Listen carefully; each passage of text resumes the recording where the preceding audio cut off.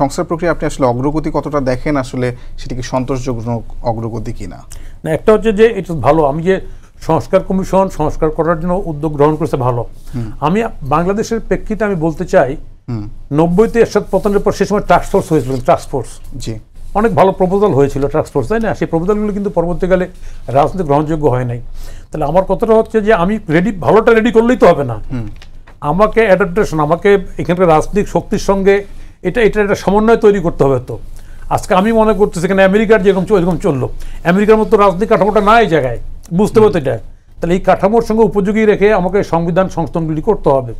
আমরা বাংলাদেশের বর্তমান প্রেক্ষাপটে এটা সত্য, আমরা এখানটা ভোট, এটা আমরা বাংলাদেশ কেন পাকিস্তান আজ পর্যন্ত পারে নাই নির্বাচনের মধ্য দিয়ে সরকার পরিবর্তনের ধারাটাকে এস্টাবলিশ করতে। এই যে পারে নাই, এর খেসারটন বারবার দিতে হচ্ছে কিন্তু আমাকে। পারে নাই দেখেই একটা দল ক্ষমতায় গিয়ে, একটা লোক ক্ষমতায় গিয়ে সে মনে করছে আমাকে আজীবন থাকতে হবে। কারণ এখানে রাজনীতি হয়ে গেছে অর্থবিত্ত বানানোর একটা মূল সোর্স। যে রাজনীতি করবে, এমপি হবে, সে ব্যবসায়ী হবে, তাই না? এই জায়গায় লাস্ট পার্লামেন্টও শেখ হাসিনা বলে 61% ব্যবসা হচ্ছে পার্লামেন্টের এমপি, তাই না? তাহলে আমার এই জায়গায় বর্তমান সময়ে এই জায়গায় আমাকে নির্বাচনের ধারাটাকে যদি আমি পরিষ্কার করতে পারি, পরিচ্ছন্ন করতে পারি, তাহলেই কিন্তু আমরা সেইটা করার জন্য সবসময় আমরা চাই তো অবশ্যই।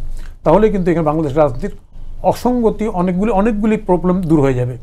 বলে কেমন একটা লোক তো কম্পিটিশন করে তো ক্ষমতায় আসতে হবে।